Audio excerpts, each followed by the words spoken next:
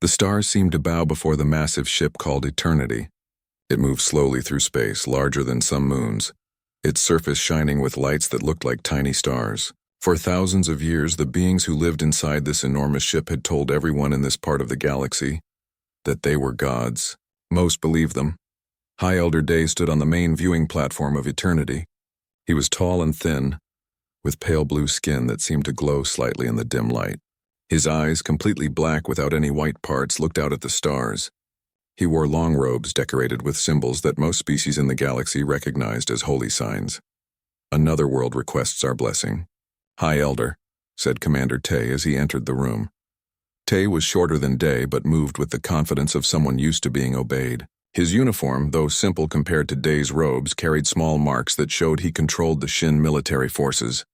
"Which species this time?" asked Day, not turning from the view of space. "A newer race from the outer systems. They call themselves the Vorn.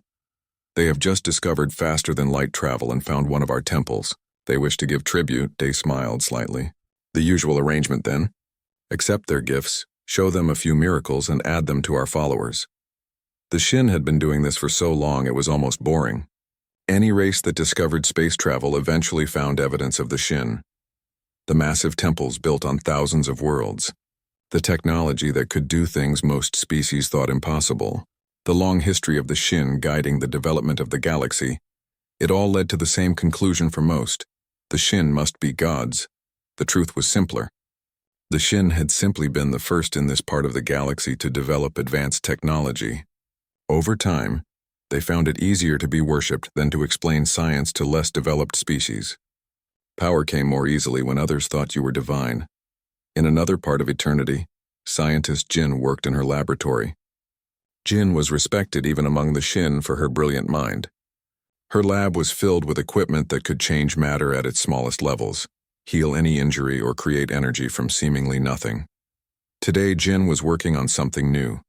A device that could make planets more suitable for life in just days rather than the thousands of years it would normally take. "Test sequence complete," she said to her assistants. "The terraforming accelerator is ready for field use." One of her assistants, a younger Shin named Quan, looked impressed. "Another miracle to show our followers." Jin frowned slightly. Unlike many Shin, she sometimes felt uncomfortable with the god deception. "It's not a miracle, Quan, it's just science that others don't understand yet."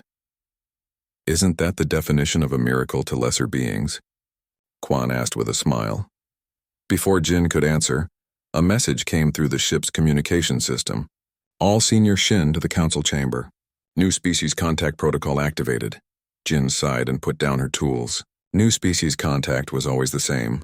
The Shin would appear before the species representatives, demonstrate their advanced technology, and wait for the inevitable worship to begin. After thousands of years, it had become routine. In the massive council chamber, dozens of senior Shin gathered around a large circular table. High Elder Day sat at the position of honor, with Commander Tay and Scientist Jin at his sides. "Our deep space monitors have detected a new species venturing beyond their home system," Day announced. "They call themselves humans." A three-dimensional image appeared above the table, showing recordings of human ships and their home planet, a blue-green world called Earth. "They appear to be in the early stages of space exploration," Commander Tay said. "They have colonies on a few nearby planets but have just developed basic faster-than-light travel." "Their technology level?" asked Jin. "Primitive compared to ours," Tay replied. "But they are advancing quickly." "Unusually quickly, in fact," Day nodded thoughtfully. "Standard contact procedure, then. Send emissaries to their leaders. Show them what gods can do. Accept their worship and tribute." "There is one unusual thing about these humans," Tay added. "They appear to have moved beyond religious worship in many of their societies. They may not be as quick to accept our divinity as other species." Day's black eyes narrowed. "All beings worship something, Commander. If not gods, then ideas or themselves. We will simply show them that we are more worthy of worship than whatever they currently believe in." The emissaries were sent to Earth a few days later. Massive ships, though smaller than Eternity, appeared in the skies above Earth's major cities. They projected images of the Shin, and their message was simple. The gods of the galaxy had arrived, and humans would kneel or face divine punishment. Earth's unified government met in emergency session. Leaders from all of Earth's regions gathered to discuss the alien ultimatum. They claim to be gods, said President Park, the head of Earth's council. Their technology is far beyond ours, but gods? I think not. Diplomat Hyun, a calm woman known for her skill in difficult negotiations, spoke up. I suggest we respond with respect but not worship. We should offer friendship instead of submission.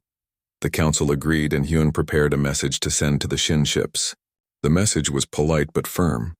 Humans greeted the Shin as equals and potential friends, but would not worship them as gods. When the Shin emissaries received this message, they were surprised. Most species responded with either immediate worship or terrified resistance. This calm refusal was unusual. The emissaries reported back to Eternity, where High Elder Day received the news with anger. They refuse our divinity? He asked, his voice dangerously quiet. They offer friendship instead, High Elder, the emissary explained. They say they have outgrown the need for gods. Commander Tay, who was present, spoke up immediately. We should make an example of them. Show them what happens to those who deny our divine nature. Tay thought for a moment, then nodded.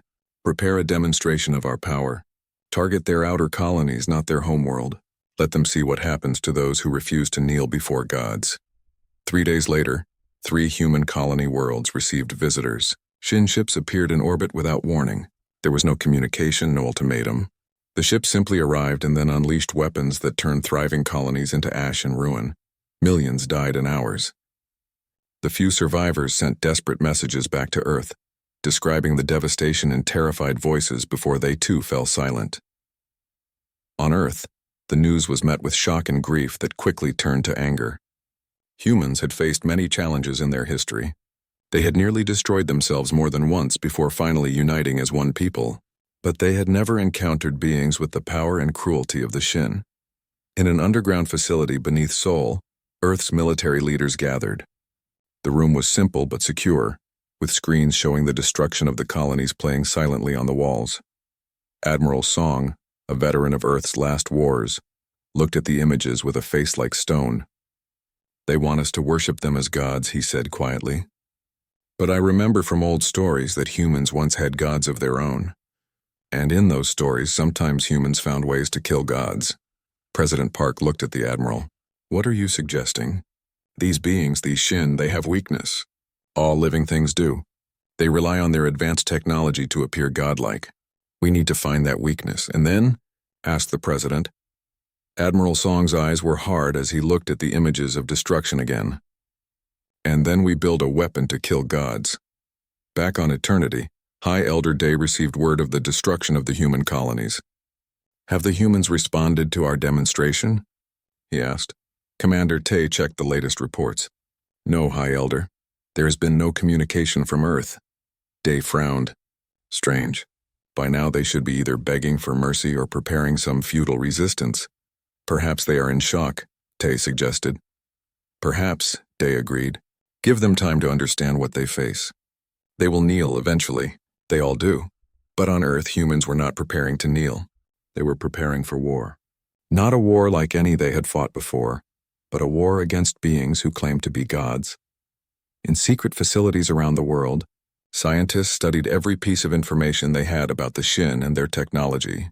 Engineers began drawing up plans for new weapons and defenses. Factories that had been making civilian goods were converted to military production. And in the hidden shipyards of Europa, Jupiter's icy moon, construction began on humanity's answer to the false gods. Its name was Thunderbolt. The underground bunkers of Seoul were never meant to host a war council against alien gods. The concrete walls, reinforced with steel and designed to withstand nuclear blasts, now contained Earth's last hope for survival. Admiral Song stood before a table where Earth's top military leaders had gathered. His uniform was simple but perfectly kept, his gray hair cut short. On the wall behind him, screens showed the destroyed colonies, reminders of what they faced. The Shin have technology far beyond ours, Admiral Song said, his voice steady. But they are not gods. They are living beings with ships and weapons, and what can be built can be destroyed. President Park, who sat at the head of the table, nodded. What do you propose, Admiral?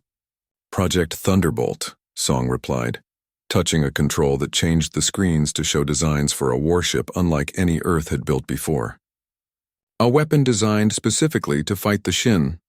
Around the table, generals and admirals leaned forward to study the designs. The ship looked dangerous even as a blueprint. Unlike the smooth, practical shapes of Earth's normal ships, this vessel was built for a single purpose: war. How will this ship stand against enemies who can destroy entire worlds? Asked General Lee, his face skeptical. Admiral Song nodded to a woman sitting quietly at the side of the room. Dr. Min will explain. Dr. Min stood up. She was small, with short black hair and eyes that missed nothing. Despite her youth, she was one of Earth's most brilliant scientists. We've analyzed all available data on the Shin attacks, she said. Their weapons operate on principles we're just beginning to understand, but they follow rules. Rules can be exploited. She brought up new images on the screen showing energy readings from the colony attacks. The Shin use what we call reality manipulation fields. They can alter matter and energy in ways that seem like magic, but these fields operate on a specific subspace frequency. Dr. Jun, Min's research partner, continued the explanation. He was taller than Min, with glasses and hands that moved constantly as he spoke. We believe we can create countermeasures, he said. Armor that can withstand their attacks by phase shifting at the moment of impact. And weapons that can disrupt their fields. General Lee still looked unconvinced. This is all theoretical. We have no way to test it. We recovered technology from a damaged Shin scout ship, Min replied. It's not much, but it's enough to confirm our theories. We can build this and it will work. President Park was quiet for a long moment, looking at the plans. Finally, she spoke. How long to build this ship? 6 months, Admiral Song said.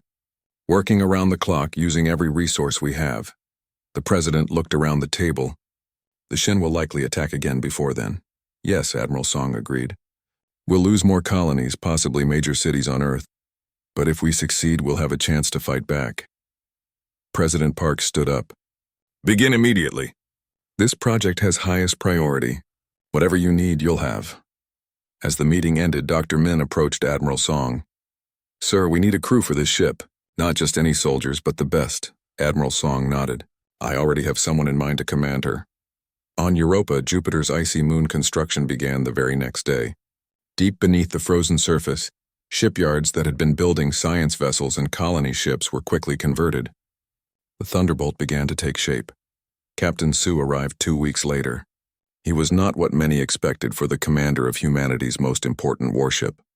He was of medium height and build, with a calm face that rarely showed emotion, but his record was perfect, and those who had served with him spoke of his quick mind and steady nerve under fire. Admiral Song met him at the Europa base. This isn't a normal command, Captain. This ship has one purpose: to kill gods. Sue's face remained calm. The Shin aren't gods, sir. Just advanced aliens who need to be stopped. Admiral Song smiled slightly. That's why I chose you, Captain. You see things as they are. Sue spent the next week selecting his crew. He needed the best, but also people who could think differently, who could face an enemy with seemingly magical powers without breaking. For his tactical officer, he chose Lieutenant Han, a brilliant strategist who had written papers on fighting technologically superior enemies. For chief engineer, he selected Commander Do, who understood machines in a way that seemed almost intuitive. Every day as the crew trained, more reports came in of Shin attacks. 2 more colony worlds were destroyed. A fleet of Earth ships that tried to fight back was annihilated without damaging a single Shin vessel. The pressure to complete Thunderbolt grew. In the shipyard, Dr. Min and Dr. Jun worked alongside the engineers, testing and refining their theories. The ship's hull was special, made of layers of metals and composites that could shift phase when hit by energy weapons. The main weapon, nicknamed the God Killer, was designed to send out pulses that would disrupt the Shin's reality manipulation fields. 4 months into construction, there was a breakthrough. Dr. Min called Admiral Song and Captain Sue to her lab, her face excited for the first time in months. We've managed to activate part of the Shin technology we recovered, she explained, pointing to a small device on her workbench. And we've learned something important. Dr. Jun adjusted his glasses. The Shin aren't as advanced as they want us to believe. Much of their technology is actually very old, developed by some other species long ago. They're using it, but they may not fully understand it. Captain Sue looked at the device. That gives us an advantage. Yes, Dr. Min agreed. And we've found something else. A way to hide from their sensors. We can modify the jump drive on Thunderbolt to create a stealth jump. We could appear right next to a Shin ship without them detecting us coming. Admiral Song's eyes narrowed. That changes our strategy. Instead of building a fleet that might still be outmatched, we focus everything on making Thunderbolt perfect. One ship that can strike without warning. The work continued with new energy. The Thunderbolt took final shape, its dark hull absorbing light rather than reflecting it. Unlike the gleaming white ships of Earth's regular fleet, this vessel looked like what it was, a weapon. 5 months after the project began, Earth received a message from the Shin. High Elder Day's image appeared on screens around the world. "Your silence has been noted," the alien said, his black eyes unreadable. "It changes nothing. You will worship or you will be removed from existence. You have 10 days to send your leaders to our temple on Mars with offerings of submission." The message ended. President Park called an emergency meeting. "Thunderbolt status," she asked Admiral Song. 1 month from completion," he replied. "We've installed the main systems, but the weapons need final calibration. Can it be ready in 10 days? Admiral Song looked at Dr. Min, who shook her head. "The phase shift armor isn't fully integrated. The main weapon works but isn't at full power." President Park closed her eyes briefly. "We need to buy time. I'll send a delegation to Mars, but not to submit. To negotiate." "The Shin don't negotiate," Admiral Song warned. "They demand worship." "Then our people will pretend to consider it," the president said grimly. "They'll ask questions, request demonstrations, anything to drag out the meeting. Meanwhile, we finished Thunderbolt. The delegation was selected carefully. Diplomat Hyun would lead it, along with scientists and military advisors who were all volunteers. They knew the risk they were taking. As Diplomat Hyun's ship left for Mars, work on Thunderbolt went into its final phase. The crew moved aboard, learning the ship's systems. Captain Su spent hours on the bridge, running simulations of battles against Shin ships. Lieutenant Han worked with him, developing tactics that used the ship's unique abilities. "The key is surprise," Han said. "We hit them before they can bring their full power to bear." Engineer Du focused on the ship's heart, the engines and the special jump drive that would allow them to appear without warning. "It's not perfect," he admitted to Captain Su. "The calculations have to be exact or we could end up inside a planet." On Mars, the human delegation met with Shin representatives in a massive temple the aliens had built. Diplomat Hyun played her role perfectly, expressing interest in the Shin's divine nature while asking endless questions that required long explanations. The Shin grew increasingly frustrated as days passed with no submission. Finally, on the 9th day, they ended the charade.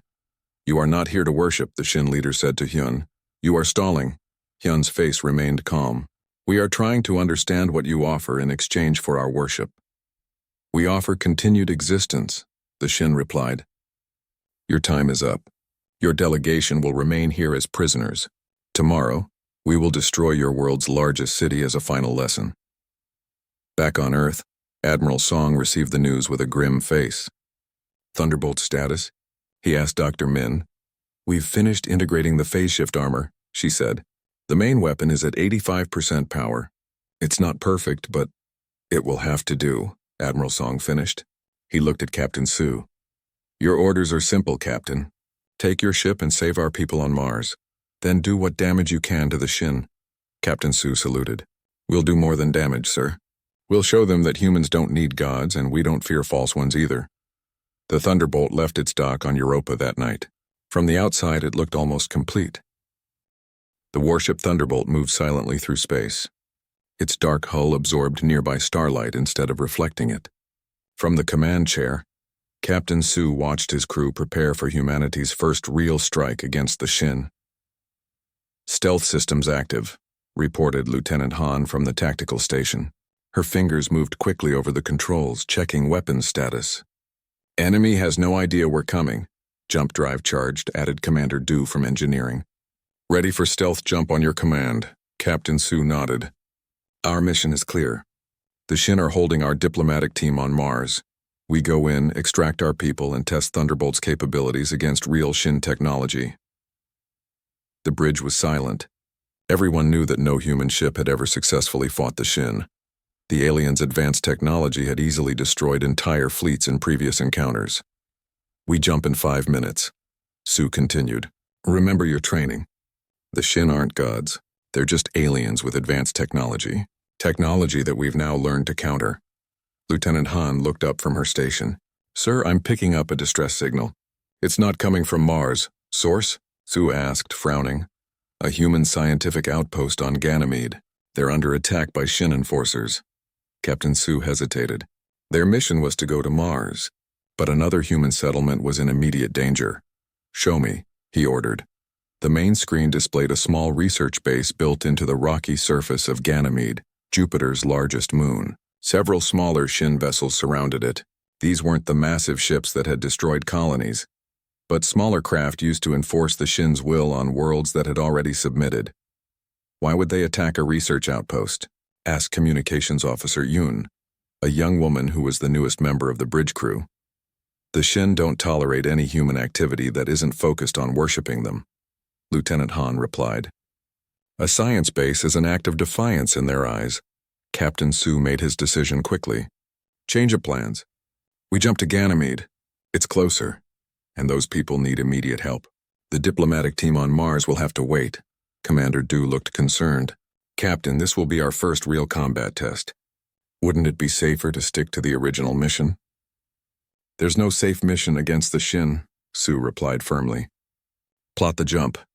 Within minutes, the coordinates were set. The Thunderbolt's special jump drive hummed as it built up energy. Unlike normal jump drives that created visible distortions in space, this one worked on frequencies the Shin couldn't detect. Jump in 3, 2, 1. Commander Du counted down. There was a moment of disorientation as the ship moved instantly across millions of kilometers of space. Then Ganymede appeared on the screens, the Shin enforcers clearly visible surrounding the human outpost. We're here, Captain Sue said calmly. They haven't detected us yet. Move us into position between the enforcers and the outpost. The Thunderbolt glided forward silently. Its stealth technology, inspired by studying the Shin's own sensors, kept it invisible to the alien ships. Sir, I'm picking up a transmission from the lead Shin vessel to the outpost, Communications Officer Un reported. Putting it on speakers. A cold, precise voice filled the bridge. Humans of Science Outpost Ganymede 3, you have defied divine will by continuing your blasphemous research. In the name of High Elder Day, I, Priest Yoon, sentence you to purification by fire. Captain Sue's eyes narrowed. Position? In optimal firing range, Lieutenant Han confirmed. Weapons ready. Take us out of stealth, Sue ordered. Let them see us before they die. The Thunderbolt systems shifted, and suddenly the ship became visible to both the Shin enforcers and the human outpost. There was an immediate reaction from the Shin vessels, which turned rapidly to face this new threat. Human vessel, came Priest Yoon's voice again, now addressing the Thunderbolt. Prostrate yourself before divine will or be destroyed. Captain Sue smiled slightly. Open a channel, Officer Yoon. Channel open, sir. Shin vessel, this is Captain Sue of the Earth Warship Thunderbolt. We don't recognize your divinity and we're here to protect our people. Leave now or be destroyed. There was a brief silence, then a laugh from Priest Yoon. Such arrogance from primitives. Your ship is nothing compared to divine power. Witness true might. The lead Shin enforcer fired an energy beam that had cut through Earth's strongest armor in previous encounters. It struck the Thunderbolt directly, and the ship remained intact. Phase shift armor functioning at 92% efficiency, reported Commander Du with barely controlled excitement. We absorbed most of the energy. On the screen, the Shin vessels seemed to pause in confusion. It was clear they hadn't expected their weapons to fail. Our turn, Captain Sue said quietly. Lieutenant Han, target the lead vessel with the God Killer. Low power, let's test it first. Han activated the Thunderbolt's main weapon. Unlike traditional energy weapons, the God Killer didn't fire a visible beam. Instead, it sent out pulses on the exact frequency used by the Shin's reality manipulation fields, disrupting their technology. The effect was immediate. The lead Shin enforcer's shields flickered and failed. Its weapon systems went dark. It works, Han said, her voice filled with wonder. Their systems are shutting down. Commander Du checked his readings. The countermeasures are working exactly as Dr. Min and Dr. June predicted. We're disrupting their fields. Captain Sue leaned forward. Officer Yoon, open another channel. Channel open. Priest Yoon, it seems your divine powers have failed you. Surrender now and we'll spare your vessels. The response was a scream of rage. Blasphemers! How dare you use the sacred frequencies? All enforcers, focus fire on the human ship. The remaining Shin vessels opened fire simultaneously. The Thunderbolt rocked under the impact, but its special armor held. Armor at 76%, Commander Du reported. Multiple hits, but we're stable. No more tests, Captain Su ordered. Full power to the God Killer. Target all enforcer vessels. Lieutenant Han activated the weapon at full strength. This time the effect was devastating. All the Shin enforcers went dark at once, their systems completely disrupted by the Thunderbolt's attack. Sir, they're defenseless, Han reported. Conventional weapons would finish them now. Captain Su nodded. Fire missiles. And this. The Thunderbolt launched a volley of missiles that streaked toward the disabled Shin vessels. Without their shields or defensive systems, the enforcers couldn't stop the attack. One by one, they exploded in silent flashes of light. Only the lead vessel remained partially operational. On the screen, they could see Priest Yoon, his blue skin pale with shock. Impossible, the Shin priest said, his voice weak. No primitives can defeat the divine. We just did, Captain Su replied. And we're just getting started. With a final desperate move, Priest Yoon activated some kind of communication device. Message to eternity, he gasped. The unbelievers have committed the ultimate blasphemy. They have. Lieutenant Han fired one last missile and the Shin priest's vessel disappeared in a flash of light. Silence fell on the bridge of the Thunderbolt. After years of being helpless against the Shin, humanity had finally struck back and won. Damage report, Captain Su ordered. Breaking the moment. Minor damage to outer hull sections, Commander Du reported. All systems functioning within parameters. The phase shift armor needs time to recharge, but it performed better than expected. Communications Officer Yoon looked up from her station. Sir, I'm receiving messages from the research outpost. They're cheering. Captain Su allowed himself a small smile. Contact the outpost. Tell them we're sending teams to help with any damage and to evacuate their personnel if necessary. Then send a message to Earth Command. Tell them Thunderbolt's first engagement was a success. The Shin can be defeated. As the crew carried out his orders, Captain Su sat back in his command chair. This was just the beginning. They had proven that the Thunderbolt's weapons worked against the Shin, but they had only faced enforcer vessels, not the main warships or the massive Eternity itself. Still, it was a start. For the first time since the Shin had appeared and demanded worship, humans had a reason to hope. The scientific outpost on Ganymede sent small transport vessels to the Thunderbolt. The scientists came aboard with wide eyes, staring at the ship that had done the impossible. You actually defeated them, said Dr. Lee, the head of the outpost. We've been studying the Shin for months, trying to understand their technology. We never thought we'd see them beaten. What have you learned about them? Captain Su asked as they walked through the ship's corridors. They're not as united as they seem, Dr. Lee replied. From what we can tell, there are different factions among the Shin. Some, like High Elder Day, fully believe in their divine status. Others, particularly their scientists, know it's all a lie. This was valuable information. Captain Su immediately arranged for Dr. Lee to brief his officers, while Commander Du helped the outpost's engineers repair damage to their facility.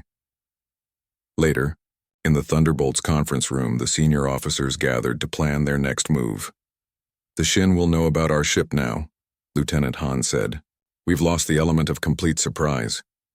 But they won't know exactly what we can do, Commander Du pointed out. They'll think we got lucky, or that we have some new shielding technology.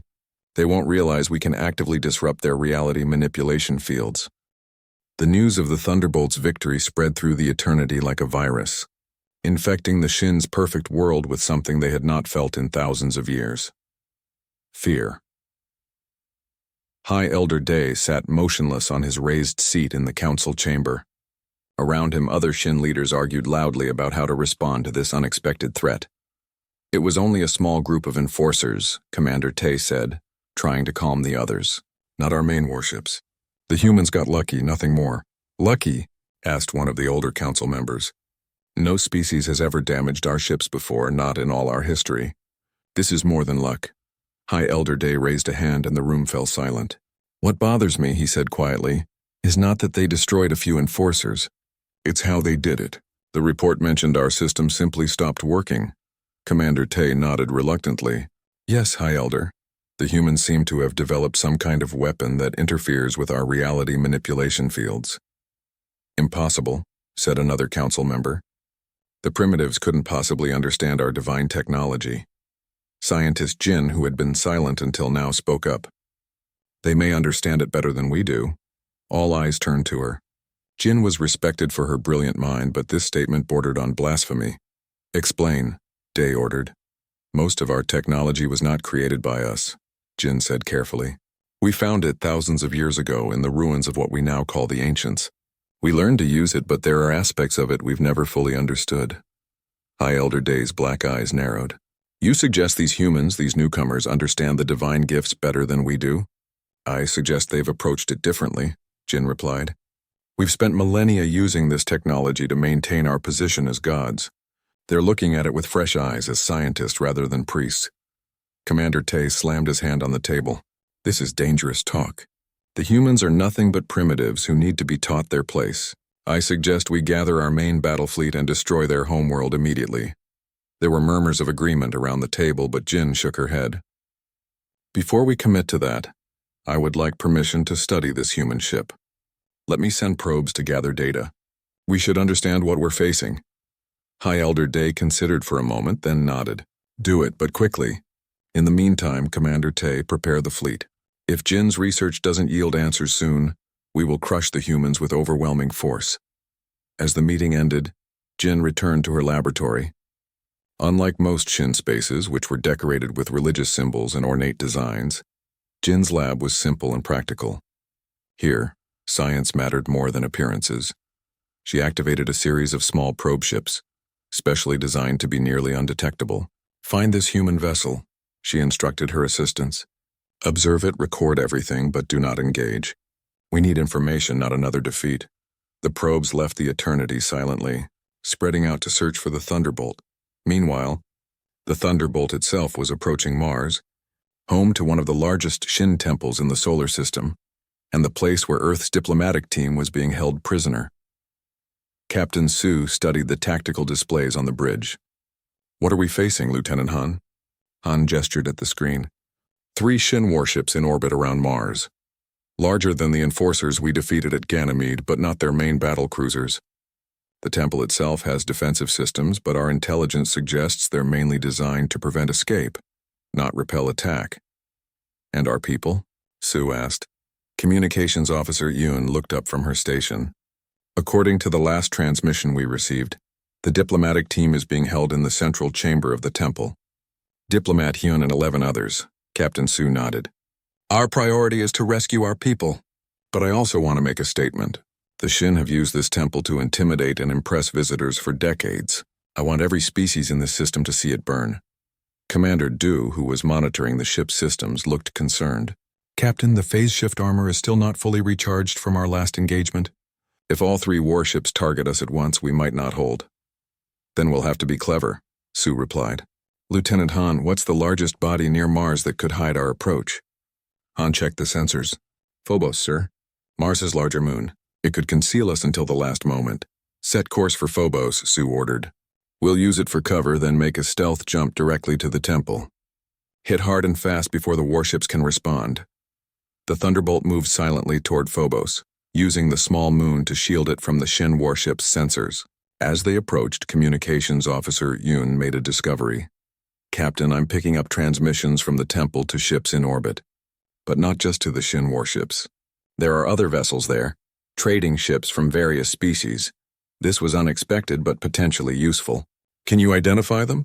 Su asked. Yoon worked her console. At least 5 different species, sir. The Vorel, the Azanti, the Mura, all races that the Shin claimed as worshippers. Lieutenant Han saw the opportunity immediately. If we rescue our people while these other species are watching... Exactly, Captain Su finished. Our message spreads even further. Officer Yoon, prepare a broadcast package.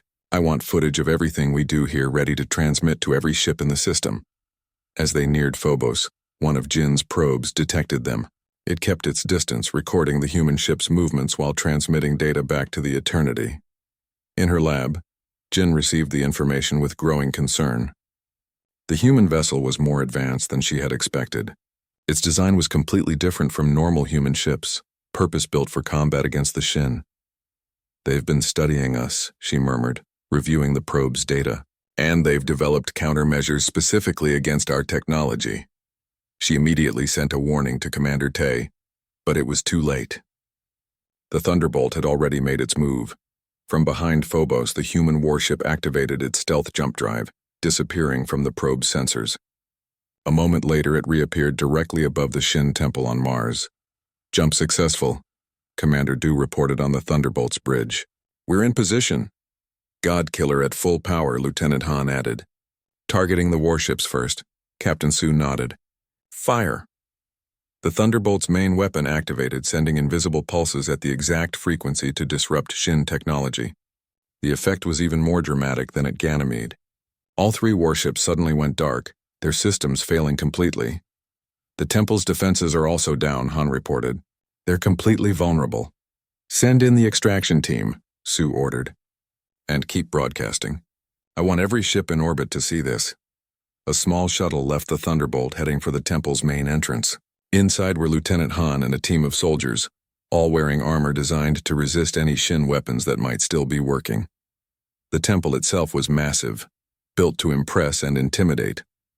Its walls were covered in symbols meant to represent the Shin's divine nature, and its halls were designed to make visitors feel small and insignificant. But today, those halls were filled with confusion and fear. Without their technology, the Shin priests and guards were lost. Some fled at the sight of armed humans, while others tried to fight with simple weapons. Lieutenant Han led her team directly to the central chamber, following the plans they had studied. They encountered little serious resistance. The Shin had relied so long on their advanced technology that they had forgotten conventional warfare. In the central chamber, they found Earth's diplomatic team. Diplomat Hyun stood tall despite her weeks in captivity, her face showing relief at the sight of human soldiers. "About time," she said with a tired smile. "We were beginning to think you'd forgotten about us." "Never," Lieutenant Han replied. "Can everyone walk? We need to move quickly." As the diplomatic team was escorted out, Han noticed something else in the chamber. Representatives from other species, brought to the temple to witness human submission. They watched with wide eyes as the humans rescued their people. Han addressed them directly. "The Shin are not gods. They're just aliens with technology that can be defeated. Tell your people what you saw here today. Tell them that humans don't worship false gods, and neither should you." Back on the Thunderbolt, Captain Su watched as the extraction team returned with the diplomatic team. "All aboard, sir," Communications Officer Yoon reported. "Mission accomplished." "Not quite yet," Su replied. "Target the temple with conventional weapons. It's time to destroy a house of false gods." The Thunderbolt's missile systems locked onto the temple. On Captain Su's command, they fired, and the massive structure that had stood for decades as a symbol of Shin power exploded in flames, visible across half of Mars. At the same time, Officer Yoon transmitted the recorded footage of the entire operation to every ship in orbit. Shin, human, and all the various species that had been forced to worship the Shin as gods. Message sent. "Sir," she reported, "every vessel in the system has received our broadcast." Captain Su nodded with satisfaction. "Set course for Earth. It's time to report our success and prepare for what comes next. The Shin will respond with everything they have now." As the Thunderbolt left Mars orbit, the trading ships from other species began to disperse as well, each carrying witnesses to the Shin's defeat and the footage to prove it.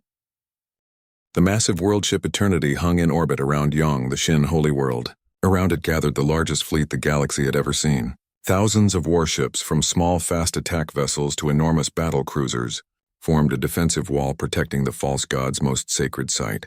On Earth, Admiral Song stood before the unified world government, now expanded to include representatives from the rescued diplomatic team and several alien species who had joined the human cause. "The Shin are gathering their entire fleet," Admiral Song reported. "Our intelligence suggests they plan to attack Earth with overwhelming force." President Park looked grim. "Can we stop them?" "Not with conventional forces," the Admiral admitted. "Even with the Thunderbolt, we can't match their numbers." Captain Su, recently promoted to Commodore, stepped forward. "Then we don't try to match them. We take the fight to them instead." All eyes turned to him as he continued.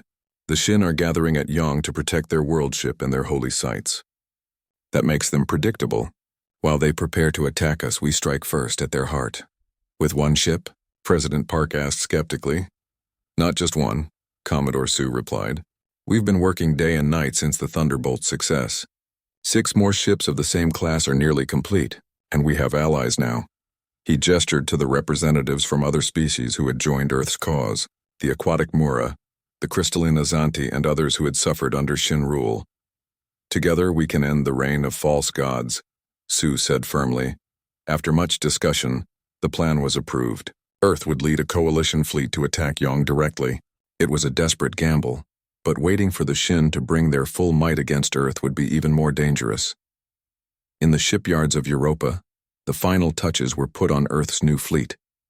The original Thunderbolt had been joined by 6 sister ships: Lightbringer, Stormfront, Defiance, Rebellion, Justice, and Freedom. Each was equipped with the same phase shift armor and godkiller weapons that had proven effective against Shin technology. Admiral Song took command of the newest vessel, Lightbringer, which would serve as the fleet's flagship. I never thought I'd go to war against gods, he said to Commodore Sue as they toured the ship. Not gods, Sue corrected him. Just very old liars with stolen technology. The combined fleet gathered at the edge of the solar system.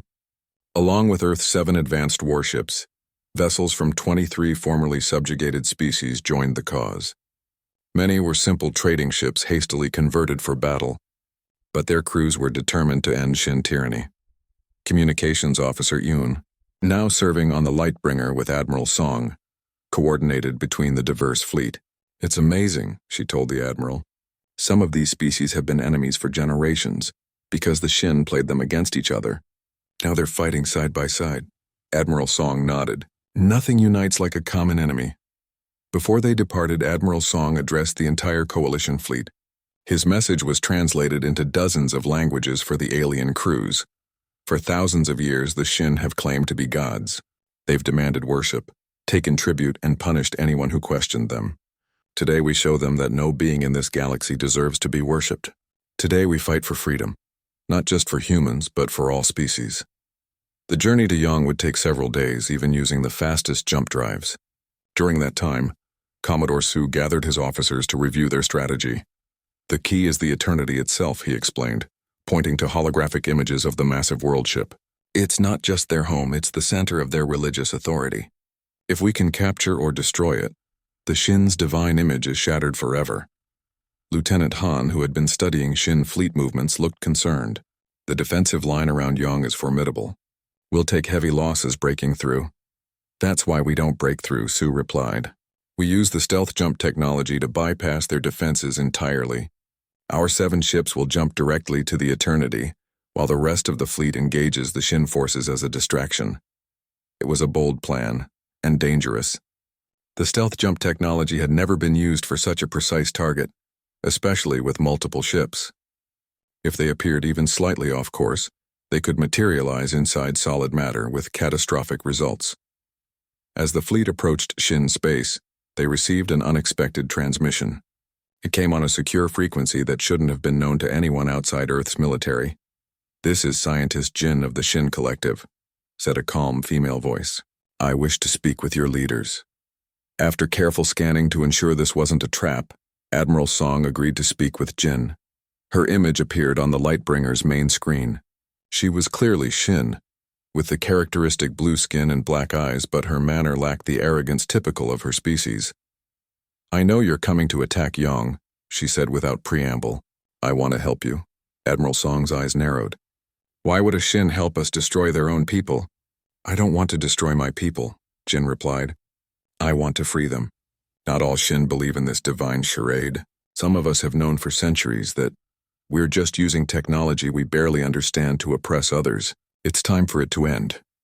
She transmitted technical data on the Eternity's defenses and weak points. After careful analysis, Earth scientists confirmed the information appeared genuine. There's more, Jin added. High Elder Day is desperate. He's preparing to use weapons we've never deployed before, reality warping devices that could destroy entire star systems. If he activates them, millions will die, including many Shin. This changed everything. The Coalition fleet had to strike before these weapons could be used, but they also had to be precise. Destroying the Eternity might trigger the weapons automatically. The plan was adjusted. Instead of attempting to destroy the world ship, the human vessels would attempt to board it and capture the control center, what the Shin called the Divine Heart.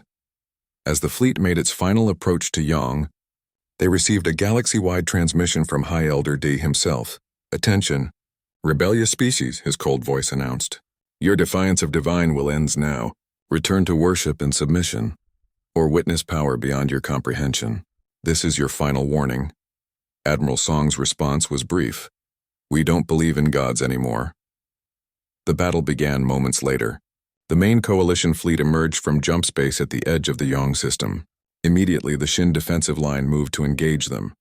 Meanwhile, Earth's 7 advanced warships activated their stealth jump drives, vanishing from normal space. The calculations had been checked and rechecked. Either they would appear next to the Eternity, or they would never appear again. Seconds stretched into an eternity of their own. Then, with a shimmer of distorted space, the 7 ships materialized directly beside the massive world ship.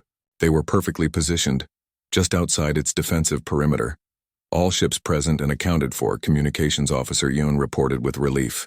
No jump casualties. The Eternity's outer defenses activated immediately, but the human vessels were ready. All 7 ships fired their god-killer weapons simultaneously, targeting the frequencies scientist Jin had provided. The world ship's shields flickered and failed in several sections. "Phase 2, ordered Admiral Song. "Boarding parties launch." From each of the 7 ships, small assault craft shot toward the gaps in the Eternity's defenses. Commodore Su led the main boarding party from the Thunderbolt, with Lieutenant Han commanding the tactical team. As they approached the world ship, Shin emergency systems began to respond. Internal defense turrets fired at the incoming human vessels, but the data from Jin allowed them to avoid the worst concentrations. "We're taking fire," Lieutenant Han reported as their assault craft shook from a near miss. "But we're still on course for entry point 7. The assault craft crashed through a weakened section of the Eternity's outer hull, grinding to a halt inside a massive corridor. Commodore Su was the first one out, weapon ready. "Move fast," he ordered his team. "We need to reach the Divine Heart before Day can activate those doomsday weapons." The human forces spread through the world ship, fighting their way past Shin guards.